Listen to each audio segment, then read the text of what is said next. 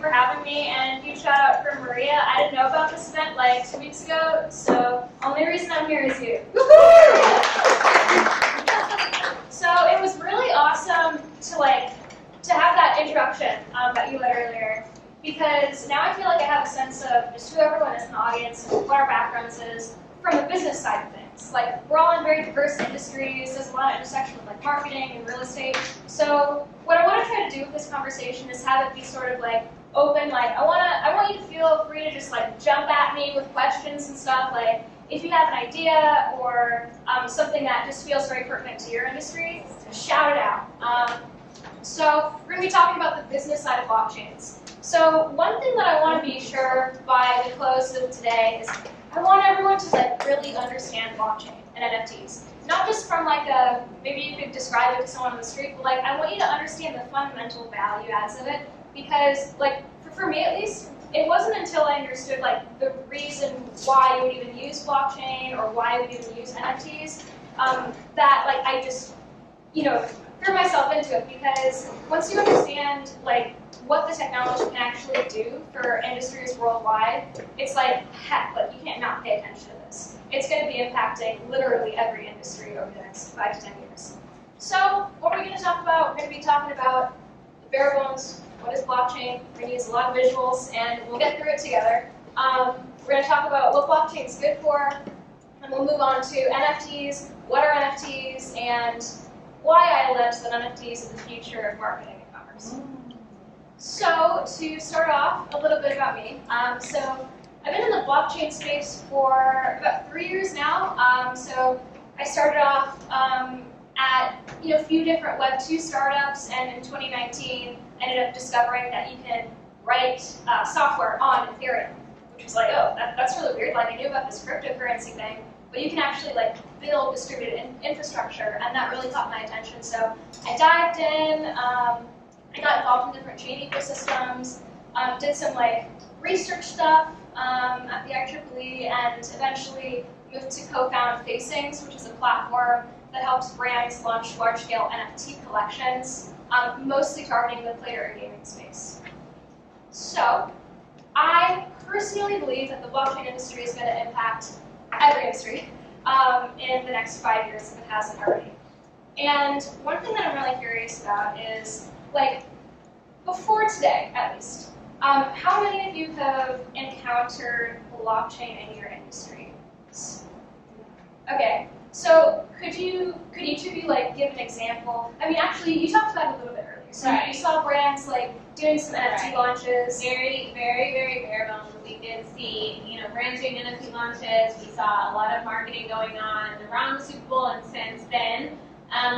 We do have some real estate agents as our clients. So after AP sold, we were getting phone calls like, what does this mean for my business? How are we going to talk about this on social media? And we're like, we don't know. We'll get back to you. We'll do a workshop on it, and then let you know. The other thing is regarding social media, NFTs you can now use as your profile picture on Twitter, Facebook, Instagram. I don't really know how that works. It kind of makes you, maybe it's like a new blue check mark. But who knows? Maybe we'll have clients that will want that, and that would be really cool. So that's the only way. It's very, very new, but yeah, showing up a little bit. Thank you. Lyra, what about you? So I guess 2 ways. First, it was like 3 years ago, I worked at a different law firm, and the law firm accepted Bitcoin as a form of payment instead of just like sending a check or whatever. And then also, now that I work in contracts at PwC, there's a lot of trying to like draft new language and legalese for what you should put in a smart contract as opposed to like regular contracts. That's awesome. Yeah. And what about you? What was your name again? Jess, awesome. Yeah, I mean, I understand that NFT, the technology was designed for art and artists, so I've been kind of trying to find the creators, which is actually, I'm coming in from knowing nothing, and I don't know anybody I didn't have anybody saying, hey, this is what I learned from this way. Yeah. So I just kind of started finding my way through it and finding creators, artists who are finding how to use the blockchain to support their art and get like authentication on pieces. I mean, that's where I'm at, but I really don't know Yeah. much past that. But that's what I've been hearing in my art circles. Yeah, it's been super booming in the art industry, and that's really been like the fuel for this current NFT boom. So I'm going to talk a little bit about art later, as well as some of the other niches that NFTs have started to break into. But thank you guys for sharing. So, going into what is blockchain. So, we've had a couple of explanations of blockchain already today. I want to know, like, from here, just using hand signals, from here to here, how confident do we feel in our understanding of blockchain? So, like, we have a lot halfway. Okay, we got some confidence in the back. Nice. Okay. All right. Well, hopefully, I'll be able to take this to at least start height. That would be good. So, we've heard the description of blockchain as being a ledger. So, blockchain or distributed ledger technology is basically providing us with an alternative to a database. So, before we get into distributed ledgers, I think we need to understand what is a ledger to begin with. Well, ledgers have been around for a while. So this little guy over here is in cuneiform. It was created in the ancient Mesopotamian region, and it's basically just everyday people that were like, hey, I've got a lot of corn here. Let's make like some numbers about how much corn I have, and that was the dawn of the primitive accounting. And then over time, we developed things like paper and pens, and then we had typewriters that recorded our ledgers, and now we have databases, and we have Salesforce, and we have all of these wonderful ways to just record information, like numbers, other pieces of data, and pretty much everything now runs on databases. Like if you're in marketing and you're dealing with social media platforms, base layer is a database. You got information on people's usernames and passwords, emails, all that's living on a database. Or if you're in law, you've got a CRM. We all love CRMs. Lots of data on that. Everything from like the least complex sort of software to the most complex sort of like government registry runs on a database these days. Just like your Gmail. So, centralized ledgers. That's pretty much what we're talking about here. So, what does it look like today? Usually you have, in an enterprise, you might have a server room. So that's a bunch of physical computers that are recording the data and making sure that it stays safe. So when software calls it, when we need to, recall our password, or when the user interface needs to display to us how many dogs we have in our dog pen, or whatever software we're using, it looks at the database. So what happens if we lose this database? Like, shit, there's a fire, the cuneiform is gone. That happens, unfortunately. And these tablets have survived for tens of thousands of years, but a lot of them are just gone in history. And if we have, so a lot of people, they don't necessarily have their servers just sitting in a server rack somewhere. They'll outsource that to AWS. Well, sometimes AWS has outages, and you just can't tap into that database sometimes. That sucks. And God forbid, all of the AWS facilities burn up one day. That would be very bad for all of our web apps. Luckily, that doesn't happen frequently, but it can happen. That's why centralized ledgers are a little bit vulnerable. In addition to that, centralized ledgers are very easily able to be edited. This is for better or for worse. So if a ledger is able to be edited, then that always calls into question the validity of the data. So imagine, like, we're working at an accounting firm, and we've got Greg over here, and Greg's pockets need a little bit more money, and he decides to start editing the spreadsheets and siphoning off some of that, nice juicy cash that we have coming in the door.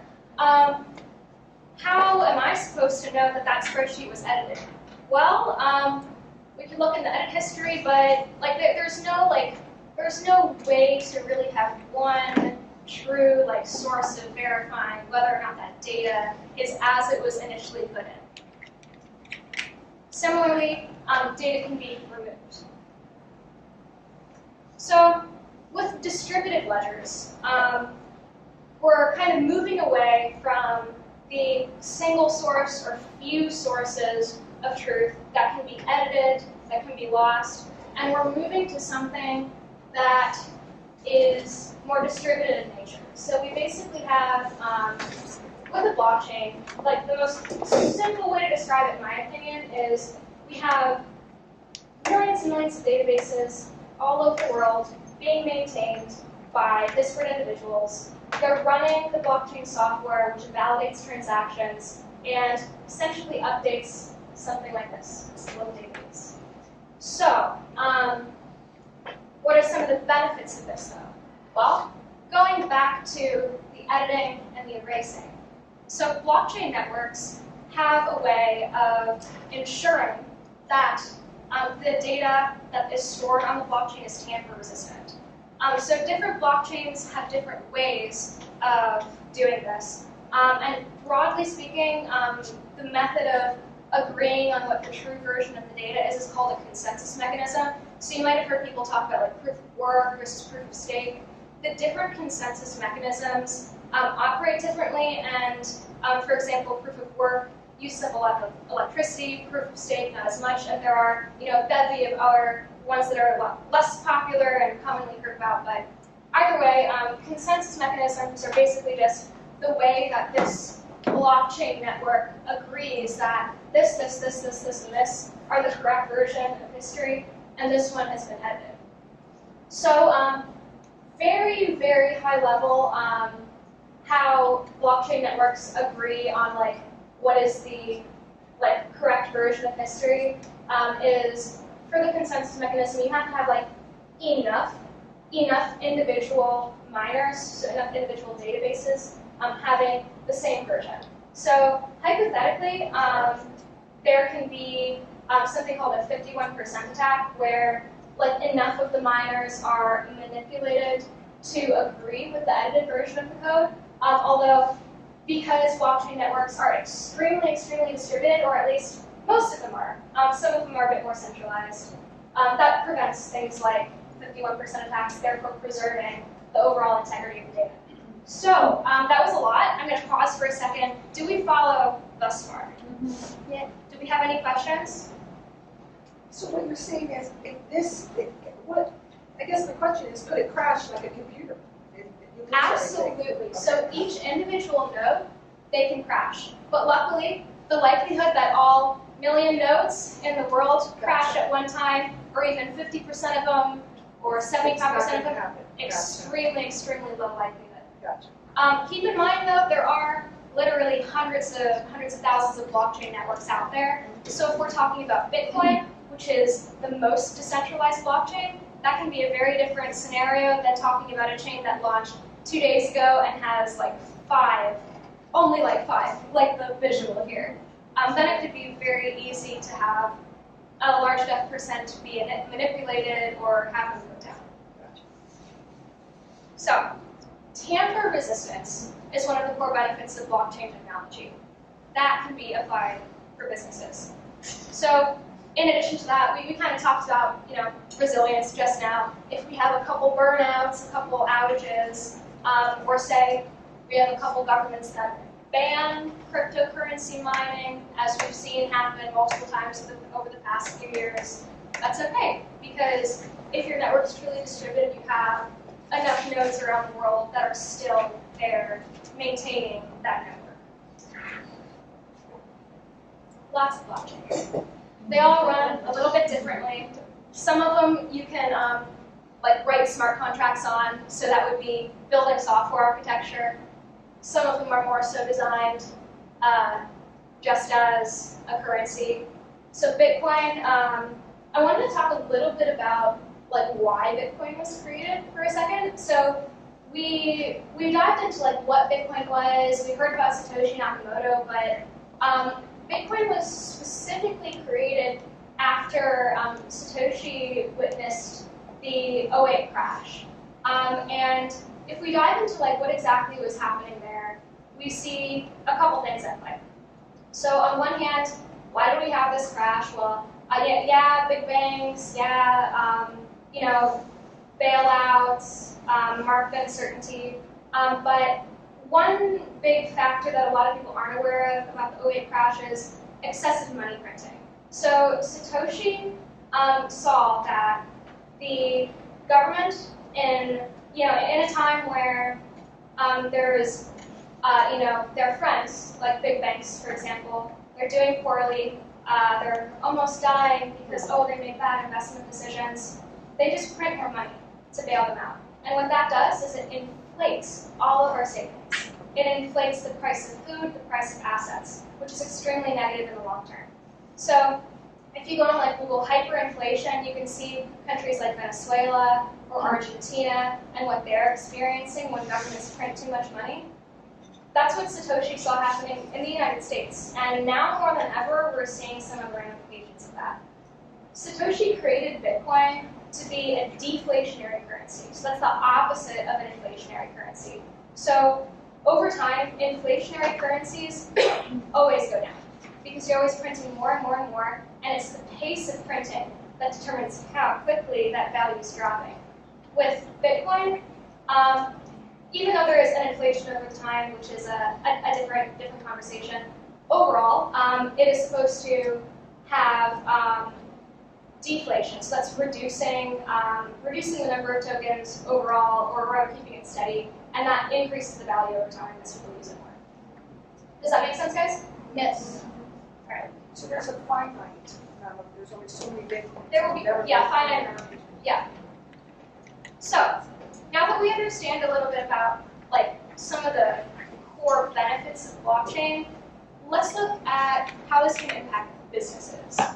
So, I have 3 core benefits of blockchain technology that can be applied to businesses. So, first of all, proving ownership. So, one of the big benefits of having a database that is immutable or cannot be edited is you can really know at any given point, despite someone being the first owner of something or the 10,000th owner of something, you can prove on the blockchain who owns something. So this has a ton of implications from everything from like owning a digital asset, like a piece of clothing in a video game, to owning a Gucci purse and wanting to verify that this is an actual Gucci purse based on an RFID chip embedded inside that's tied to an NFT on the blockchain.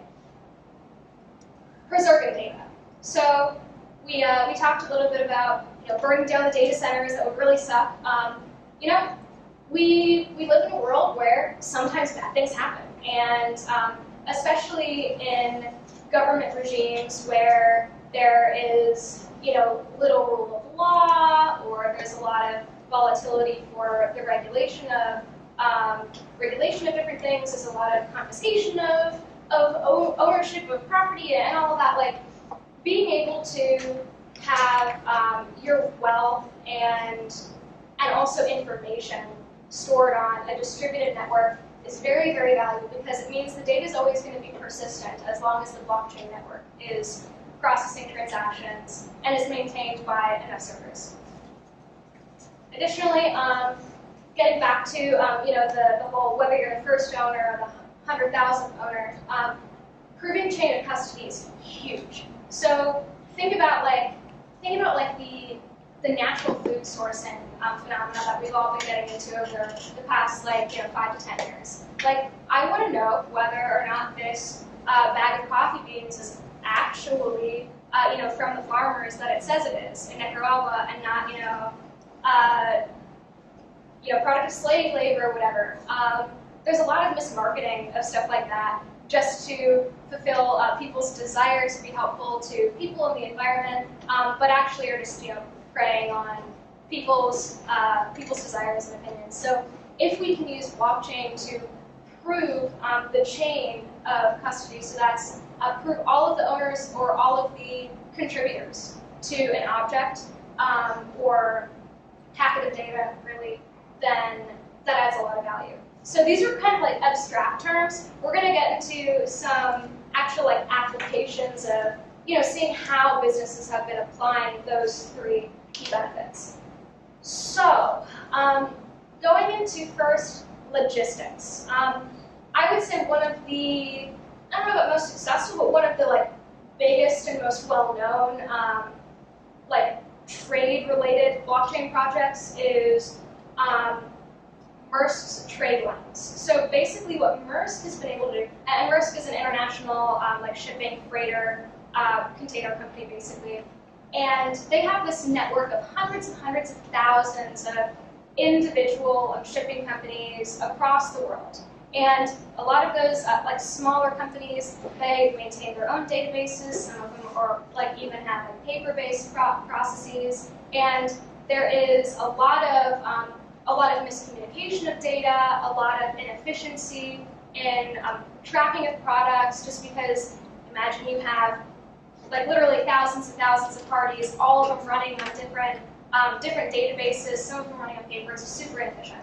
So what they were able to do is create a closed blockchain network. So they basically applied blockchain technology in a permission setting, allowing only Maersk's partners to enter into the network, and they all used the blockchain network to record data on the products that were being shipped. So what that has allowed them to do is provide an extreme amount of transparency to the products that are being shipped amongst their partners and significantly reduce the cost of doing business. So any questions on Maersk trade lines or like the logistics sort of application of blockchain? All right. I don't get it. Okay. Why do I yeah, need to totally. know this? Why do I need to know about Maersk? Well, this is just kind of explaining one of the business applications of blockchain. How blockchains Yeah. apply to So was it any- free for them to do this? They created it? And So- or is there a fee to become a blockchain? I'm sorry to do that. Yeah. So Maersk created their own network. So they of course paid developers to create this blockchain network for them. I don't know about the specific fees associated with the transactions on that network, although I would wager to say because Maersk created the chain themselves and it's used specifically only for this use case, the fees are probably very, very low. I've been hearing a lot about like the Internet of Things and how that like relates to 5G and how we're going to need to ramp up to 5G to get all of this stuff to work. Is this all related, or do you know anything about that? Yeah, so I mean, I would say I'm definitely not like an IoT 5G expert. I know that there are some blockchain projects that are trying to, be able to say facilitate mining on cell phones. Like that's something that is absolutely benefited by 5G.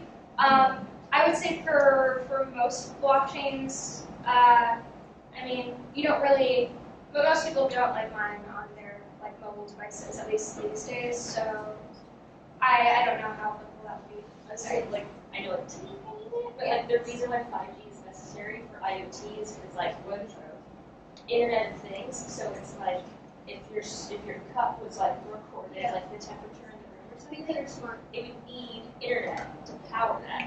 And if you've ever had like a congested Wi-Fi network, imagine if everything we own in the room is all trying to connect.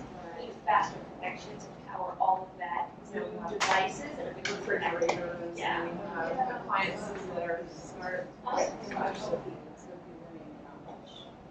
That's where I fell out. So does this have the risk of removing the middleman, or like let's say there is a chain, right?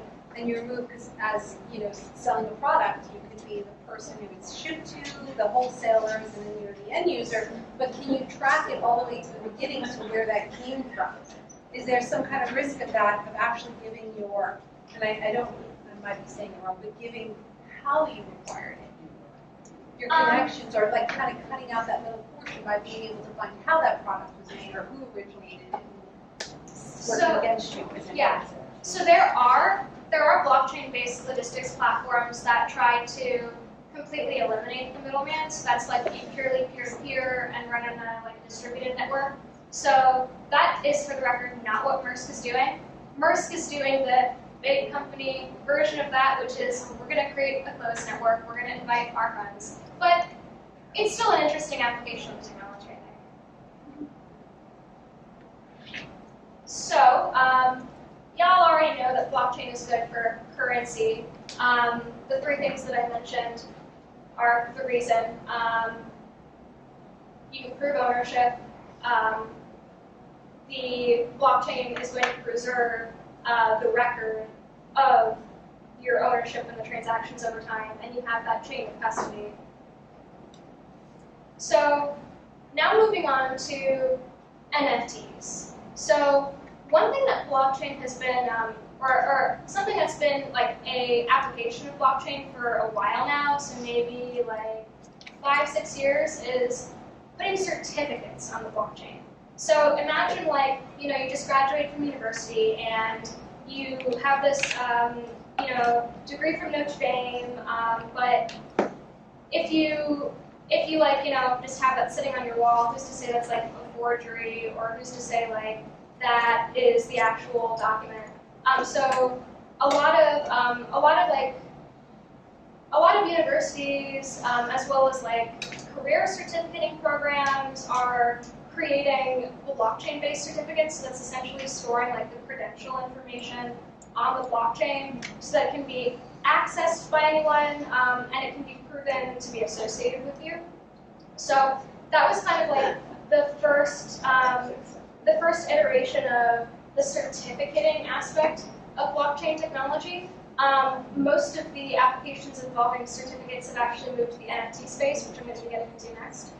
So, going back to question break, how are we feeling? Are we feeling more like 1 or 10? Okay, we got 110. Got thumbs up. All right, cool. All right, NFTs for business. So this is what we came here for. This is what we're excited about. I know the blockchain stuff was a little bit boring, but I just wanted to give you guys like the foundation of, understanding what blockchain is because NFTs are like so inherently tied with blockchain. So, NFTs, got a lot of them. It's been an absolute explosion of NFTs of all sorts over the past, or really since CryptoKitties, but the big boom was like end of 2020 going into like this past year, and even today, we're still like on a quarterly basis seeing record highs in NFT transaction volume, which is pretty crazy. And we're going to get into, first the foundation of NFTs. So NFTs can vary very greatly. So they can be pretty much any item online or in the real world. I can have a NFT that represents a house, as we talked about earlier. I can have an NFT that represents a digital plot of land in a metaverse. I can have an NFT that represents this cord and proves that it was manufactured by this group at this point in time. So the NFT space as it exists today has been primarily, it's been primarily used in these 4 kind of categories. So collectibles and memorabilia. So we heard a little about like NFT or NBA Top Shot. That's an example of like a sports company creating collectibles on the blockchain, and basically the market for collectibles in NFTs is very similar to the physical collectibles market. So do we have anyone that like collected Pokemon cards or baseball cards? All right, nice. I was a Pokemon card collector as well, so I get it. So like, if you can imagine like, and even if you aren't like a collector mindset, like imagine your friends that are collectors. Like they love their Pokemon cards, and there are people that like hodl these things, to use that term, for years and years and years, and imagine like selling them later, or even just holding them because they love them so much, passing them down to their kids. And with collectibles and memorabilia, there is a high enough percentage of the population that is of that collector mindset that even the people that aren't of that mindset know that they'll be able to buy this Pokemon card and probably be able to flip it for more. So that is the kind of mindset that has been a thing in the collectibles and memorabilia space. Similarly in fine art, so this is like, seeing the Beeple NFT. Did you guys know Beeple? One really famous artist who sold an NFT for many, many millions of dollars at an auction. So the fine art space is where we've been seeing, I would say, the most movement over the past year in NFTs. So specifically with art, it's been allowing, or NFT technology has been allowing artists to make money in a way that wasn't really before possible. So think about a lot of the historic artists out there. A lot of them, maybe their art doesn't catch off until after they passed away, or while they are alive, they'll sell their art at an auction, and it'll sell for some lowball amount, and then the collector will go hype it up and sell it for 3 times that amount, and they don't see any of the proceeds from that. Whereas in the NFT space, we've talked a little bit about this concept of royalties. So a royalty is something that is embedded in the NFT. So you can configure it to give you a percentage of the proceeds of any future transfer. So say you have this NFT, I just made this, and I configure the royalty to be 5%. If I sell it to someone for $10, I make my $10. If they go and flip it for $100 in 2 months, then I make $5 in that transaction because I configured the royalty to be 5%. So this is really, really revolutionary for artists. There are a lot of really interesting parallels from how people are going about collecting art NFTs in the traditional art market. So who buys the Monets and the Picassos? It's usually very wealthy investors that want to buy it as an asset that's going to store value. And maybe they also want to hang it on their wall, but it's mostly an asset to store value. So people are doing the same thing with NFTs, trying to buy blue chip NFT pieces of art and hold that over a long period of time with the hope to flip it for more money eventually. So going into marketing and advertising, I would say this is one of the more exciting areas of the NFT space, especially for all the marketers in the crowd. So, I'm going to save this for later because I have a few more slides on that later. I'll go on a deep dive. And then lastly, we have game assets. So game assets are really fascinating because, how many gamers do we have? Do we have MMO, RPG people? Okay, yeah. Nice, that's great. So a lot of people don't know this, but there has been literally 2 decades worth of commerce in digital assets, specifically in game assets. And these are not necessarily even NFTs. It's a $50 billion market right now for just trading skins and swords and potions in these video games. And there are, of course, a lot of problems with markets like that. You cannot necessarily very easily transfer them out of games and have liquid secondary markets. When you do that, there's a lot of scams involved, and it's just generally difficult to do. And technically, they're closed ecosystems, and these assets are living on a database. So if the company wants to take their big pencil and say, "You violated our rules, we're taking your $3 million sword," they can do that. They can do that like that. So the NFT space has huge implications for this market as well. So why are brands caring about NFTs? In general, I see NFTs as the most recent continuation of the digitization trend. So over the past decade, we've been seeing everything from those nice paper coupons going digital to marketing going digital. Sure, we still have billboards, but a lot of times people and lots of companies are investing a lot more money in online strategies than they are in physical advertising strategies these days. Yeah, I got my social media marketer back. And this is something that has been going on for decades and it's not going away. So specifically in the NFT space, just to show the extent of how big of a market this is right now. This is how many NFTs were sold last year. That is the dollar value. Absolutely insane to think about, considering most people don't even know what an NFT is. So if you think like, what are the potential implications once people actually do know what an NFT is, I don't even know what that number could be.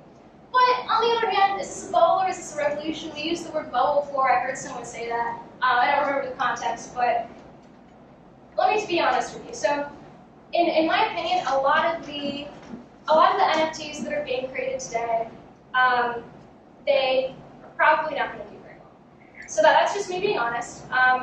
In like the long term, just because, just like with crypto, market booms and busts, there's so much hype happening right now. So much hype, everyone's aping it.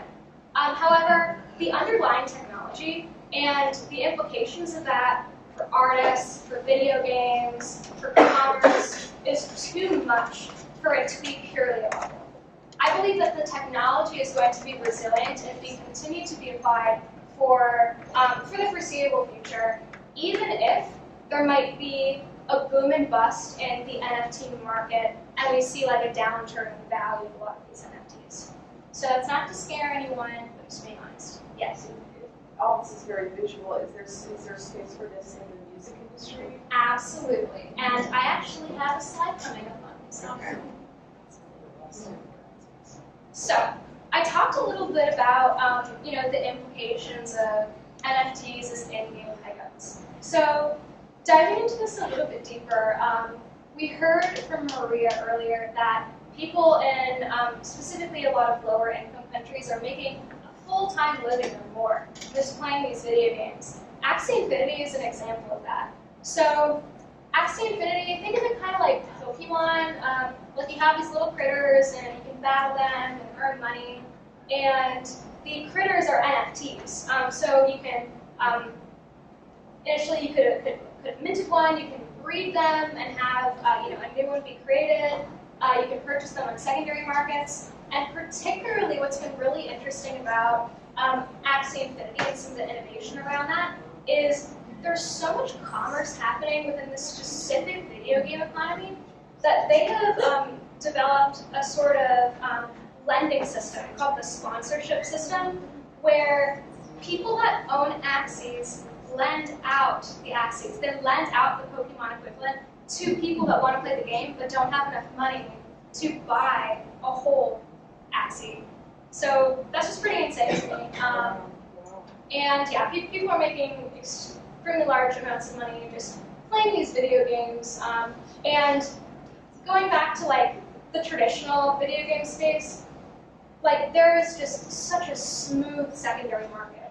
Like you can take your in-game items and go sell them on OpenSea, sell them on whatever marketplace you want, and people can just pay for it in crypto, as opposed to in your centralized video game having to just work within the closed markets, and if you want to try to hash out some deal with someone offline, then you have the risk of losing your items. So pretty revolutionary there. I know we don't have like a whole lot of gamers in the audience, so I won't belabor that point, but tell your friends if you like video games. So getting into music. So did anyone hear about Taylor Swift minting a song as an NFT? Anyone hear about that? So I think that was like last year. So there are just different artists, most of them smaller artists, a few major names, that are minting music as NFTs. So in the short term, I personally think the music as NFT ecosystem is still very immature. In the long term, I believe that this is going to be pretty much the way that we listen to music, because what it allows is a very, very streamlined way to work out the royalties that naturally happen in music. What's up? So this is not a question, but I bought, a couple months ago, as an NFT, a new song by Lil Pump and Soulja Boy. Yeah. And I was so excited about this because I'm like, this is amazing. I can get own a piece of the music, get a royalty. So it's like that income producing asset type of thing, right? And so they let you hear a clip of the song. I was like, okay, get down with this. The song came out, and happened to be the worst song in like all of hip hop history. And I feel kind of scammed by the situation. Are we talking about like meme-worthy bad, like so bad it's good, or just bad? I wish I could say it was so bad it's good. It's called Mona Lisa. If anybody wants to hear about it, Please listen so I can make her Listen listen. to it. and I'm sure all of you will agree, no matter what type of music you listen to. It's a good song. Wow. I just needed to share that. Preventing, we're here for you. We're here for you. Thank you. But overall, I'm so excited about this. I'm still going to keep doing it. I don't know if that's on my movement. But this is a really exciting thing that's happening in the space. I mean, that is terrible. My dad has published music, lots of music. I was in the music industry a long time, publishing. And so obviously that's very interesting to me. And also from the artist side, artists have not been treated very fairly. And so for them to be able to stand back and have that royalty and people get to kind of invest in your future is pretty exciting. Yep. And what's also really interesting is even though, like a lot of music labels and managers and all those guys that are sort of middlemen of the industry, even though a lot of them get a bad rap, they still exist. They're going to keep existing. Yeah. And what's really interesting about NFTs is you can facilitate via a very simple smart contract the breaking up of royalty. Exactly. So you can have, I'm Taylor Swift, and I just minted my new song, and I've got my manager and my 10 different people that have a stake in the song that contributed something, and I mint the song as an NFT, and so yeah, you just would facilitate the royalty going into a wallet connected to a smart contract that then spits off the royalty and whatever percentages go to each party. So it's just very elegant. Absolutely. I'm not sure if you've gone over it, but what if someone else took, let's say, your artwork, and they did an NFT, and it takes off, and then you're after the fact, what are some of the and how do you That's a super big problem in the industry, unfortunately. Yeah. So it is a very new industry, and I would say that's probably one of the biggest problems that the industry has been experiencing right now. There are luckily a lot of groups that are trying to solve for that. So, for example, there are different tools that are out there basically scraping the images from NFTs and scraping like audio files from NFTs and cross-checking them with like trademarked images and copyrighted images, and also cross-checking them with like verified NFT accounts versus non-verified. And that is doing something to try to at least point out when there's a scam, but it's very difficult to prevent people from minting NFTs. Like really the main way you can try to prevent that is talk to a centralized exchange and try to get them banned. So for example, OpenSea will take action against violators of copyright and stuff like that. But it's just really hard to just prevent that, like in a blanket sort of way. So it is a really big problem for the industry. there's no way, there's no lawsuits or Oh, there are absolutely or lawsuits. something seen over it, but it would be a personal.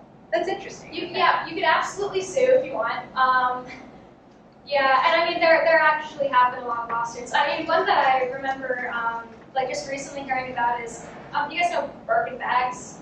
Yeah. So basically there was this team that created like many Birkin NFTs, and they were basically just Birkin bags. Well, Birkin actually sued the creator of that NFT collection, and it's currently in a court proceeding. And there are plenty of things like that happening. But moral of the story is please don't steal other people's IP. It's not good. It won't end well.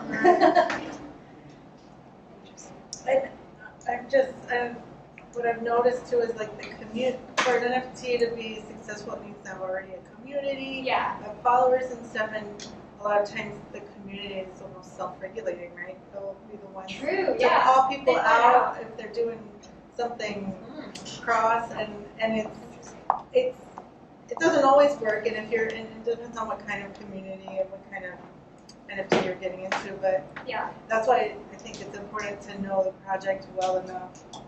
to be able to, that it's a good investment and Yeah. not a road. No, absolutely. Yeah, like one of my favorite things about like blockchain in general is it's just like literally millions of humans coming together to, have some sort of joint action or passion, and people do self-regulate, which is awesome. And arguably even better than something that OpenSea could do from the top down. Because they just don't know it like the communities know it. Yeah. Any more thoughts on music? Great. So now going into art. So I already talked a little bit about some of the dynamics in the art space. I would say, going back to what you were just saying, community is pretty much everything. And when I said earlier that a lot of NFT projects are probably not going to do very well, it's really mostly based on community. Like, if you are an artist that already has a following on Instagram, or you already have collectors you've sold to before selling physical art pieces, the likelihood that you'll have a large amount of success as someone selling NFTs is a whole lot higher than if you're just someone like starting from scratch. That being said, absolutely should not deter people. Like, there are plenty of examples of people starting from like literally nothing. Like, I don't know, have like a 15-year-old that's just like art prodigy, and they put stuff out there and it just like grabs people's heartstrings and they're massively successful. Like, that happens, and that could be you. Like, statistics are bullshit. Everyone is an individual, and if you want to do that, fucking go for it. But yeah, it is so tough, and you just it has to be so much about the community. So like, just as someone who's like worked with artists and stuff like that, like, it's super valuable to like hire a community manager and to really make sure that you're trying to have almost a marketing mindset about it. Like, who are the groups I'm targeting that need to be in this community? How do I message to them? How do I keep them engaged and create like social bonding experiences? How are people finding the NFTs, and where are they searching? So a lot of people just kind of scroll around the marketplaces to search for things. So I actually want to ask two of our NFT purchasing gurus here in the back. They can actually tell you their strategies, because I'm actually super curious so that I can learn as well. The biggest market right now is called OpenSea, OpenSea.io. I actually don't frequent that marketplace personally myself. It's great, it's very popular, but there's a lot of fees associated, and so unless you're buying something for a lot of money, it may not make very much sense. So if you were looking to buy things from like $10 to $100, it may not make sense to pay out fees or things like that. I kind of been more into more closed markets. I kind of specifically stay into projects that have like VC backing or VC capital or something, because I feel like they get vetted and they have a better chance of having long-term success. Because venture capital, so a company that is investing in them. And so I know they have the resources and the backing and the support to be a long-term project, because I have to sleep at night. So if I'm putting my money somewhere, the first sign of it falling, I don't want to be panicking and jumping out and jumping back in. I want to stay in something that I feel like will have the legs to get through all the tough times. Some examples of that, maybe Top Shot, and very big. I'm trying to say, but I'm in that a lot. There's another one called Blanco's Block Party, which is kind of like a Mario Kart type game where players can build their own levels, play. It's free for all, free play. You can earn the NFTs. You don't have to spend any money. You pay with credit card. You don't have to. If you're not comfortable using crypto, you can just put in your credit card information and buy the NFT, and it works just like any other NFT. They will be the custodian of your wallet, so you don't have to worry about losing your private keys and all the other things associated with crypto, where if you lose your key or password, and there's nothing anybody can do. These markets that and I can be made whole. So I'm a little bit off center from where most people still are right now in the NFT space. The markets, have a lot more people in it, but they can use a little slower, so I don't really have that many stories of selling or late for like, $1 billion or anything like that, but, like I said, it's something that I feel like I can be in for the long term and that it has a good chance of being around in the next several years. Yeah, I can speak to a little bit of like how to vet projects that are on OpenSea or kind of more in the wild, wild west territory of like NFTs and native tokens as well. I think it comes down to what is important to you, especially in the NFT space. If you are truly just an art collector and appreciate artists and want to support artists, then find artists that are putting out NFTs that you like and buy them. They could go to zero, they could dissolve, you just always have the NFT and no one can take that NFT away from you, which is a big selling point. If you are looking at it towards an investment, then you should approach it as an investment. A lot of NFT projects and token projects are released by anonymous developers, which you don't know who you're buying from, you don't know what their real motivations are for the project. They can put out elaborate roadmaps and project white papers and not deliver on anything. So if you are operating in space, just make sure that you are comfortable with who you're buying from and be comfortable with aspect that Maria was talking about, of personal sovereignty, and be comfortable with the fact that you are in control of your own wallet. So, be careful of the websites that you're operating on here. Be careful of who you're buying with, who you're transacting with, because really there's no one you can call to get your money back or get your NFT back or, so. Isn't there something about, like there are some marketplaces where that's not even the person that it says is on there and created it, they're masks or something, so those are more volatile, like you have to be really careful, like, oh my gosh, that's not even a real. I can't remember what it's called, but there's something to that effect. It was kind of like warning your love or I'm dating myself. There are a lot of OpenSea projects where you go on the website and they'll like, this is the team. And there'll be some arbitrary name like, Fleximaster. Yeah. That's not even a name. And then with an avatar. And then it'll tell you like who they are. Well, not who they are, but their bio. So they're not even putting an actual name and an actual picture. But it makes it look like they're being transparent about who they are actually. So It's not to say that anonymous projects can't be successful. Up until recently, nobody knew who Bored Ape Yacht Club was released by.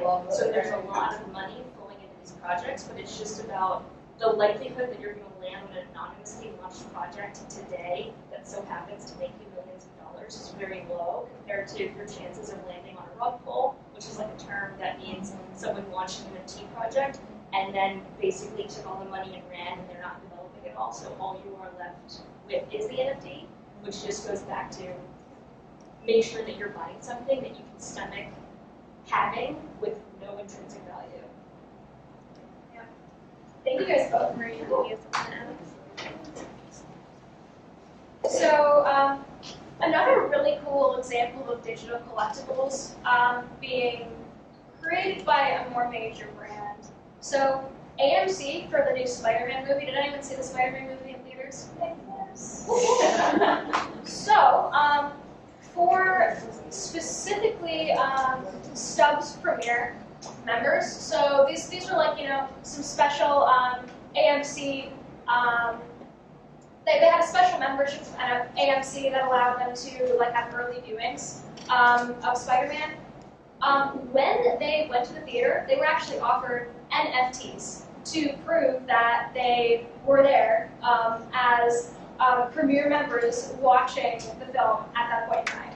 So, did anyone remember like the Pokemon movies from like the 2000s and some of like the giveaways associated with that? Like there was like literally a whole history of at movie theaters, like you're a kid, you're going to the theater and they hand you this like shiny Pokemon card and you're like, oh yeah, like only kids that were as cool as me and like went to the theater today got this.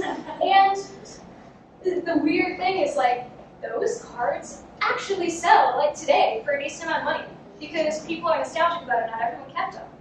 So it's going to be really interesting, like seeing how many more theaters and films produce that sort of, like really it's marketing, but it's also collectible. It's kind of like in between those two things. But that was super cool to see. I just got one for Batman. Oh my gosh, that's so cool! Wow, I didn't even know about that. Could you tell me more about that? That's about all I know. Okay. For the meme stock holder, I still am holding an AMC. So I went to a pre-screening of Batman, and then they sent me the NFT. Oh my gosh, that's so awesome. So AMC, by the way, is so cool. Like ever since there was the Wall Street Bets pump that Maria did to sorry to bring it back to race. Ever since that, AMC has been like all about innovating with blockchain technology. So like I only knew about the Spider-Man one. That's so cool. They're doing that for other movies too. That's awesome. Anyway, so going on the digital collectibles, a lot of traditional collectibles, like just your very simple baseball cards or garbage pail kids. These are also being created as NFTs. So a lot of people that are just nostalgic about these brands are going and buying the NFT versions of the kinds of things that they collected as kids. So now moving on to redemption. So we're getting into some really nice hypey marketing territory. So there are specifically a lot of retail brands. So think clothing brands or I've seen essential oils brands having for one reason or another an NFT version of the item that they have physically. So the implications of having this sort of digital twin are really fascinating, because if we think about it, right now, and this is borrowing a little bit from a speaker in the space, William Quigley, who founded the Wax blockchain. He has some really awesome ideas about just the implications for the future of commerce with digital twins. But just imagine it's Christmas and you just got a sweater from someone, and you look at the sweater and you're just that's I don't really like this. I'm gonna sit it somewhere. You can't very easily go trade that on a secondary market that's very liquid, because it's okay, you're geo-restricted, okay, maybe you can mail it to someone in Houston, but the likelihood that's going to be worth the cost is very low.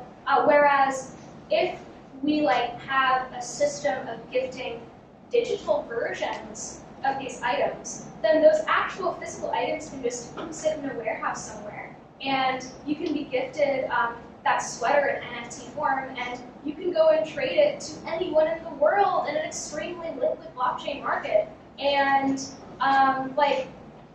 that is just so amazing, because you not only have the ability to have all of a sudden you just have more liquidity for every asset you interact with in life, which is mind blowing. And I highly recommend that you watch this specific video. I'll try to go find it, because he explained it a lot better than I did. But really bullish on digital twins. Has anyone ever bought anything that had an NFT associated with it? No. So it's still a relatively new thing. So another application specifically of the digital twins is for traceability. So there are for example, I used the example of coffee earlier. There are actual coffee companies that have NFTs that are associated with each bag of coffee, and you basically can look at the NFT and see the chain of production, basically. So that gives you, the end buyer, a transparency on where that coffee's been and who's been involved in producing it, and all the nice things that we like to know about these days. Though, it's really not non-fungible then, because if they're producing 100 pair of sneakers, it's not only one pair, unless they're only producing that one pair of that one sneaker. So what's that sneaker going to cost? So they're creating the sneaker. Yeah, non-fungible means there's not another one like it. So right? No. here's the thing though. So if you Is that have what non-fungible means? Well, fungible, can't do that. So to some extent. So think about it this way, you are Nike, you're a manufacturer of shoes. So you have, this I forget what they're called, Jordans? Yes, some Jordans. I don't even know if Nike makes Jordans, whatever, I'm not a sneaker person. Okay, we'll say they're Jordans, you have Jordan sneakers, and you have this box over here with the serial that says it's 10102.8, and then you have this one that's 10102.9. So they actually are different, and especially in the company's eyes, they're different. They're two separate items on the lot. So another way to think about it is like, you have a lot of, just in manufacturing logistics, you have a lot of digital twins that are not even necessarily NFTs, that are simply used to track items on a supply chain. Like say you're an auto manufacturer and you want to know each unique part of the car so that you can very easily do like recalls and stuff like that. So yeah, if that makes sense. That makes sense. Sure. Cool. And then another thing, so for a lot of video game assets specifically, you might have, 100,000 swords of the same variety in existence, but that doesn't necessarily make them non-fungible, or rather, it doesn't necessarily make them fungible that they're all, the same. It's still a non-fungible token because it's not as fungible as just like cryptocurrencies. In all reality, the line does sometimes blur. Yeah, that's what I would say. Like the Mona Lisa is not fungible, right? There's only one of them. There's only ever going to be one of them, right? Yeah. But the sneakers, they're going to produce 1,000 of them, right? Yeah. So, but they each one have their own serial number, so then you could call it non-fungible. Yeah. I agree. So in the sense where it could be more valuable is when it comes to like limited releases. So where it's just like we're just making 100 of them, and let's say that serial number, 1 through 100, and that's it. So it's not fungible because you can't like create more of them from those non-fungible tokens. But yeah, it's mostly like in terms of like a limited edition collection. It's the same with paintings too, because it's the original painting, and then there's 100 releases of what the artist. Yeah, it's gotcha. Yeah. Thank you very much for that, Erin. That was super helpful. That's good.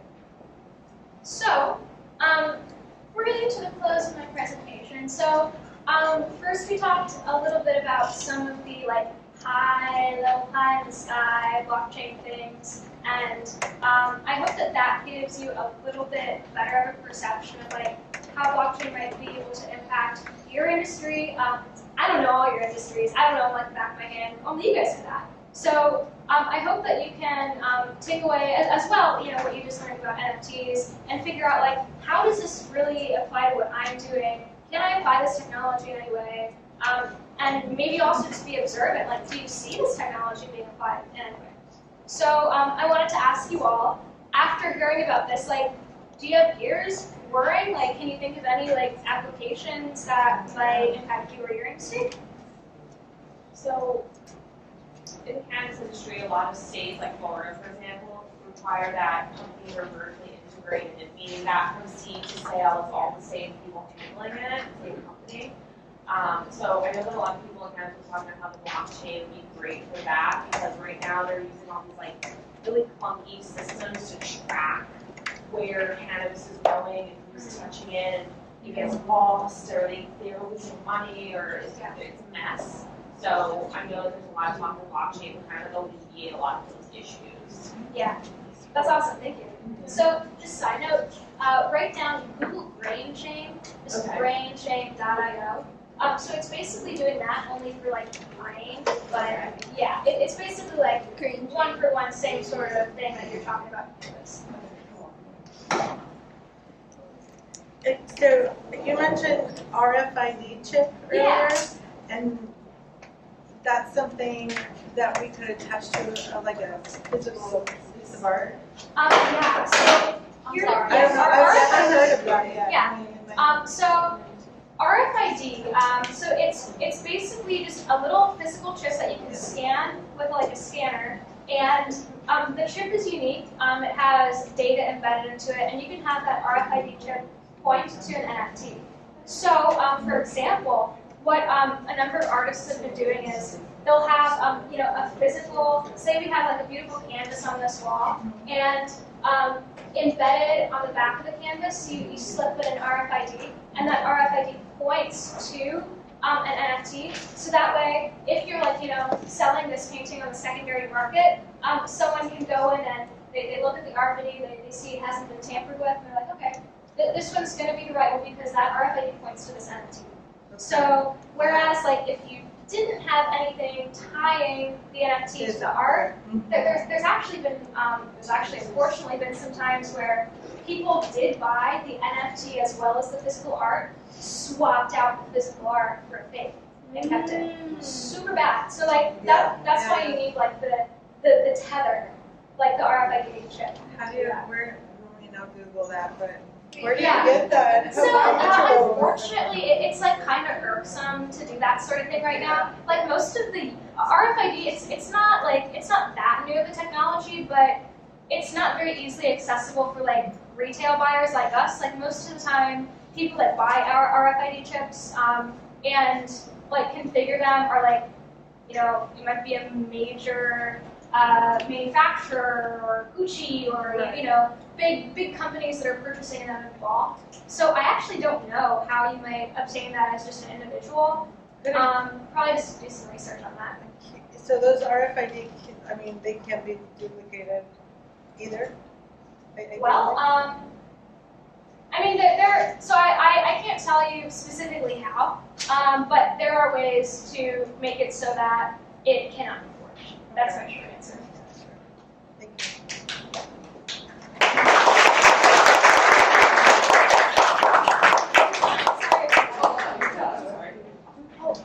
Oh, we did have one more question. Sorry. Yeah. The royalties with the music NFTs, are they different based on every single NFT, how they work? So basically, what artists are having to do these days is they have to look at what their contract stipulates. So, for example, if you have a contract that says that your manager and the person who writes the music and who sings the song and you know whoever other stakeholders, they're all written into contracts that already exist. So you basically just have to reference what you legally are obligated to do, and then you have to bake that into the NFT. So say cumulatively, you know, everyone, or actually that would just be a percentage rule. So say you have one person that has that gets 10% of the proceeds from music, and then just to make it easy, you get the remainder. Then for the NFT, you just configure the royalty to be whatever you want. We'll say it's 5%. Then you just would configure basically a smart contract to send to those two parties respectively. You give this person 10% of whatever that royalty is, and this person you the remainder.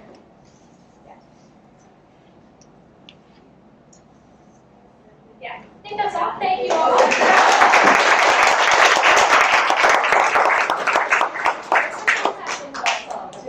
Take a picture of that.